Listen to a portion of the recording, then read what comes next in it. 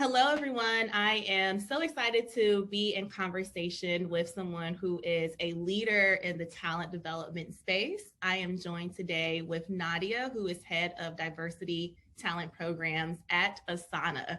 My team uses Asana 24/7, 365. We are obsessed with Asana, and this is why I'm so excited to be in conversation with you today. Nadia, welcome. How are you? It's what we always want to hear, Latesha.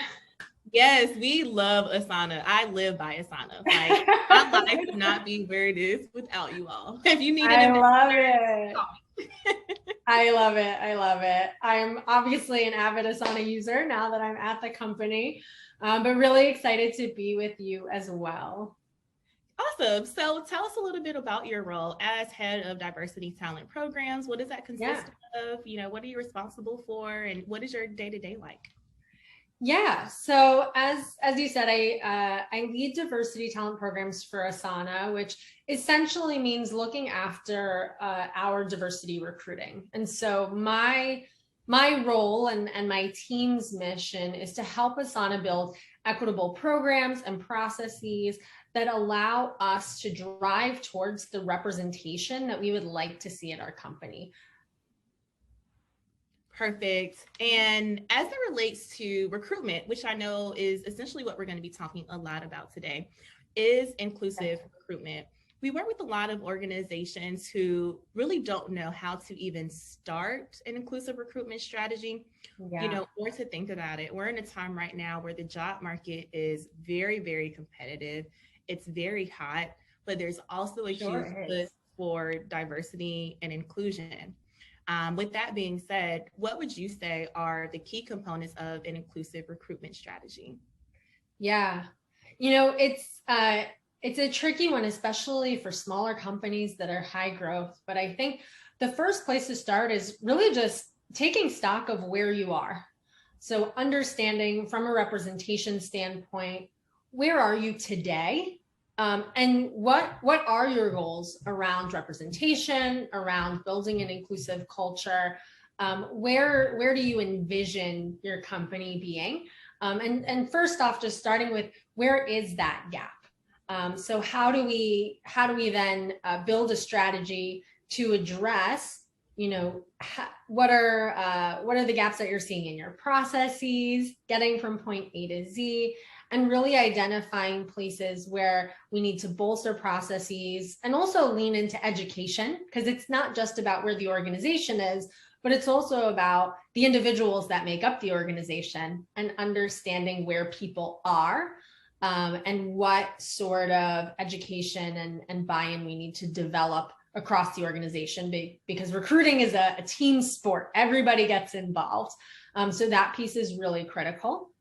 Yeah. I think once you understand what your journey looks like, it's trying to find those places in your existing process where inequity might be creeping in, or where there might be some systems in place that are causing challenges. That is a challenge most people will face. And building an inclusive strategy around systems and processes can require a shift in mindset, in thinking about how we can identify different types of people, how we can assess folks from different sorts of backgrounds, and even just starting at the place of how do we open up our minds to really be open to those diverse experiences once we're starting off the process. I think in order to enable us to do that as an organization, it really has to come top down, and you have to have that commitment from leadership, having their investment and their support, so that it is a full company effort. And as you're doing the work, it becomes really important to collect data and understand where your pain points are, and also understand how successful some of the initiatives that you're starting to implement are. That was amazing. And thank you for all of that content. Yeah. You're so right. It takes a shift in mindset, which is something I would love for us to definitely dive into today. leadership, investment, and support.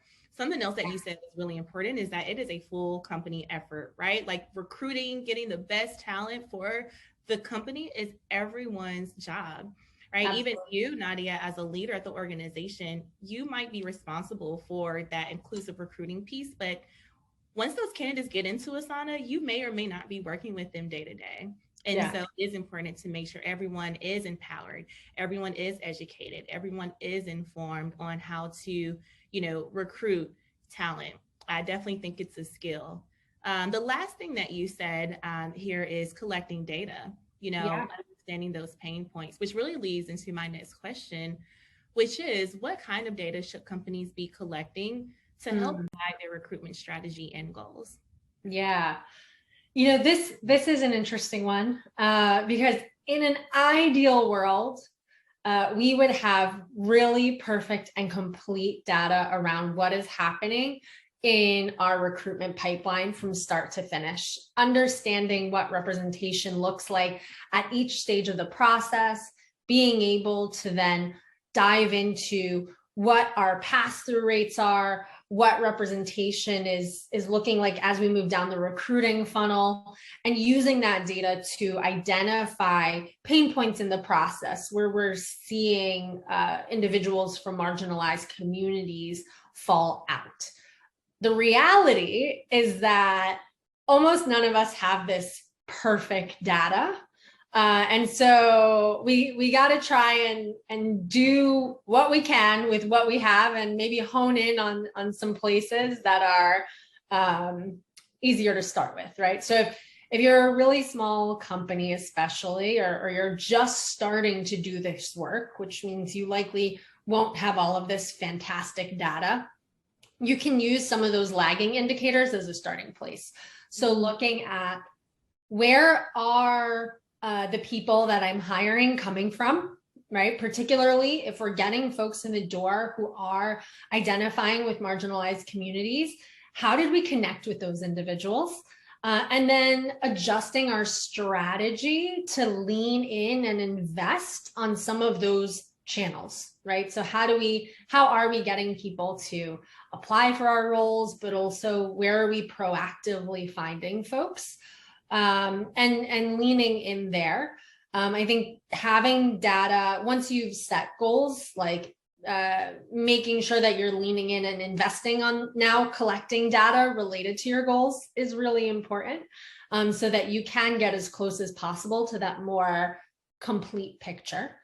One thing I would say, especially for folks who are starting out on this journey of using data to inform their diversity and representation goals, is that working with personal information of candidates or employees can be really sensitive.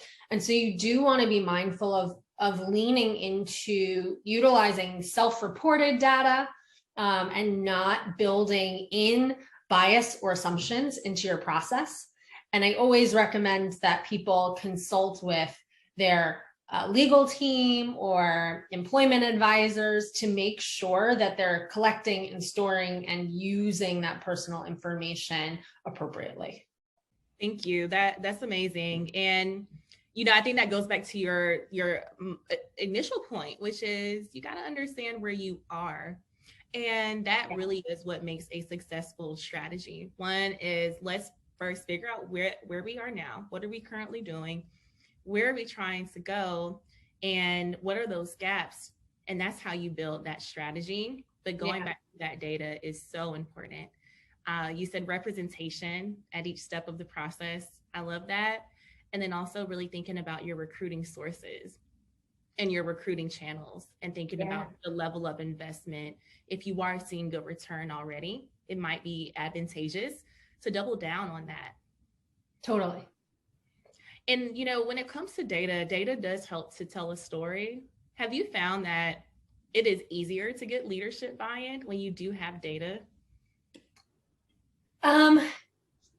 Short answer would be yes. I do think having data to support anecdotal evidence can be really impactful, in part because data is the way that we drive a lot of our other business decisions, whether it's Right. financial decisions, product decisions, engineering investments. We're using data across the business in order to inform those processes. And so that's a key influence in how leaders are determining impact for the organization. So having that data to help tell a story around recruiting is similarly a key business decision that we're trying to influence leaders on. So being able to come with that data, even if some of that data is really a collection of anecdotal experiences, right? What are we hearing from candidates? What are patterns or trends that we're collecting as recruiters throughout the process? Documenting that information and being able to aggregate it and then package it into a story that tells us what our problem is and how we might tie that to a solution is a really great way to get leadership buy-in. Thank you. We need leadership buy-in for this work, that's for sure. Yeah. So my next question for you is really for small to mid-sized companies that don't really have a recruitment team. You know, I'm finding that a lot of our clients might have a head of people, a head of talent. They may have one or two direct reports and work with maybe a bunch of external recruiters. I'm hoping to see more companies really build out their people functions as they continue to grow.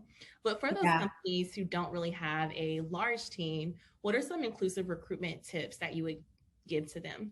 Yeah. So I'll start with some of the challenges that I've seen in organizations like this. I think there's 3 common themes that I've seen and that smaller companies can proactively address. The first is that when we don't have recruiting teams, it can be really impactful for velocity and for hiring to lean on referrals as a way for us to bring folks in the door. The challenge with leaning on referrals as it relates to representation and equity is that all of us have networks that are most similar to ourselves, whether that's our professional backgrounds or other identities that we have. And so what starts to happen is that whatever the organization looks like when we're quite small compounds itself when we start to lean on referrals so heavily. So being mindful of that dynamic and building space to intentionally network with folks who are maybe in our secondary or our tertiary networks, or really being thoughtful about making sure that we're considering people who are showing inbound interest can be really impactful in driving more representation into our pipelines. We also lean into velocity as a primary consideration, right? How fast can we get our hiring done? And that can be critical for a business that's high growth, but there are also things that we can do to be more proactive about our recruiting to help us maintain that velocity without negatively impacting the time it takes to build the representation into our pipelines. So thinking about identifying headcount that we anticipate earlier on, being proactive about networking with candidates who are in evergreen roles that we anticipate will always be hiring for in a SaaS or a tech company. Sales and engineering are always going to be on the docket. So, being intentional about always networking with candidates who are in those types of fields. And then finally, you mentioned working with external recruiters. And I think if you're working with external recruiters, something that you can be really intentional about is making it clear to those partners that representation and equity are priorities and core values for your company, so that they make sure that the candidates that they're providing to you also include a representative scope of folks. That is so good, Nadia. Thank you for that, because so many of our clients are really trying to figure out the best way to work with external recruiters. I mean, everything you said from even, like pre-recruiting, right? Building those relationships early considering people that are showing inbound interest, leaning into velocity, identifying headcount early on, so important. And with external recruiters, I love that you said make it clear that equity is a priority, not a nice to have, not a, consideration, not a, hey, maybe if you find, diversity in the talent pool, great, but like that is a priority. And this is aligned with our company value. I really appreciate that. It's gotta be table stakes for the relationship in order to get what you need. Yep. Accountability all the way. Absolutely. So this is more of like a sub question to that. Yeah. Do you ever find that when you are communicating, hey, we really need to, make sure that we are thinking about equity and diversity, that can slow down recruiting? Have you heard that? Have you seen that?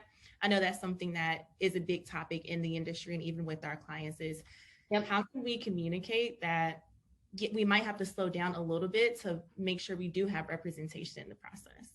Yeah. I think representation and velocity of hiring can feel like they are working against each other, but ultimately, and at Asana, we believe that this is a false trade-off. Yes. So if we're being proactive and if we're planning appropriately and really building representation into our recruiting strategy, then we should be able to maintain our velocity at the same time that we're driving forward short and long-term initiatives to build representation into our pipeline. And that can include some of the things that we've talked about, right? Identifying headcount early on so that we do have some of that extra time on the front end instead of looking at representation as something that we're trying to drive at the back end, right? When we need to make a hire, right? Thinking about how we're scoping the time and focus of our internal recruiters or maybe some of our external partners so that we're augmenting our pipelines where we need to and putting that focus on identifying candidates who are coming from marginalized communities where we might already have, let's say, strong inbound pipeline. Awesome. Thank you. I'm just over here taking notes myself. Yeah. So being proactive, planning appropriately, scoping time and focus. Yes. So important when you're managing like different parties for sure. So my next question for you is, where can these companies look for a more diverse pool of candidates and start to build a diverse talent pipeline? Yeah, I think the sort of umbrella that I would give as an answer to this question is you need to meet people where they are. So there's tons of different professional organizations and meetups and alumni associations that are designated spaces where people from marginalized communities are coming together and networking and interacting. And so meeting people where they are and engaging with these types of communities is going to be a key way that you can both identify and build relationships with these potential candidates. Now, I will caveat this with saying that different organizations have very different levels of investment in terms of what it means to engage with them. And so based on the size of your organization, you might want to be thoughtful about what that looks like and also strategic about where you do want to invest some of that capital. So there are really small organizations that are more focused on networking that can be pretty direct means for employees to engage with folks. But there are other larger organizations who host summits and conferences, and those can be a little more of an investment, but also give you a broader scope of folks to connect with. And, there are so many communities, there are so many organizations that companies can really tap into that do have that talent that they're looking for. And so I would encourage anyone that is watching this to do that research, to talk to others in the industry, connect with people leaders, talent leaders that are in your space, seeing what communities they're tapping into asking the questions as well. Where should we be? Here's our hiring goals. We want to find you, we want to meet you where you are. So let us know where you're at. So the next question that I have is, we talked a lot about the external recruiting piece, but something that you mentioned earlier was just, helping to manage that scope, not only for external recruiters, but also internal partners. When I think about internal partners, that could be, marketing, employer branding, that could be, the hiring managers, everyone that is involved in the interview process. So how can company leaders better equip hiring managers to carry out inclusive hiring practice? Are you seeing that done through training? Are you seeing that done through standardizing the actual interview process, hiring process itself? How are y'all, or how would you recommend companies mitigate any exclusionary practices in the hiring process? Yeah, that's a great question. And I am seeing and encourage companies to do all of those things that you mentioned, but I'd actually love to pull back a little bit in process and move up a bit, in that I think as company leaders are thinking about equipping their hiring managers to be equitable in practice, it really is important that actually we start with company leaders equipping themselves. So it can be critical for this work to have company leaders modeling the behaviors that we want to see themselves and setting that organizational norm, which means that we need leaders to be investing in their understanding of the work, their understanding of what equitable practices mean, doing self-education around the existing dynamics and systemic challenges that have created the existing status quo for why some of these communities have been marginalized, and also why that has led to their underrepresentation in this industry and likely at this company, right? So really, first having our leaders invest in that education, making sure that they understand the root causes of these challenges, and then partnering with their hiring managers and their direct reports to share in that knowledge and model those best practices. So as leaders are doing that self-education, also sharing research, sharing learnings, making sure that there's a common understanding of what challenges we're looking to address, can be really critical. And then we can move into some of those tactical strategies that you were talking about, right? Making sure that we have competency-based interviews, consistent interviewing practices, making sure that we have this broader strategy set around pipeline development, et cetera. Thank you, Nadia. That's great. You're right. It's really about modeling that inclusive leadership behavior and then letting that trickle down in the organization. And I thank you for actually bringing it back to that, right? Because yes, you can say, here's the documentation, here's our process, but it really is kind of going back to your earlier point, a mindset shift, how you are engaging and expanding even your own awareness with diversity and inclusion, with allyship, with inclusivity. So thank you for that. Yeah. This is so phenomenal. Oh, I'm sorry, go ahead. No, I just, I wanted to just touch quickly on, like, as leaders are going through that journey, as managers are going through that journey, like, a company is built of individuals, and everybody's going to start their journey in a different place, and it's going to be a growing experience. And so it's leaning into discomfort, but also creating space for people to make mistakes and be imperfect as they're on this journey of growth. Yes, it is absolutely a growth journey. And I think, again, it's a journey, right? Like, leaders do have to get comfortable with being uncomfortable. So what if you make a mistake, right? Yeah. Own it and move forward. It does require vulnerability. Yeah. It requires saying that maybe I don't know exactly how to do the best thing or how to say the best thing here, but that's not going to stop me. And really leaning into that. And if others can see and recognize that vulnerability, then they will start to, practice and embody that as well.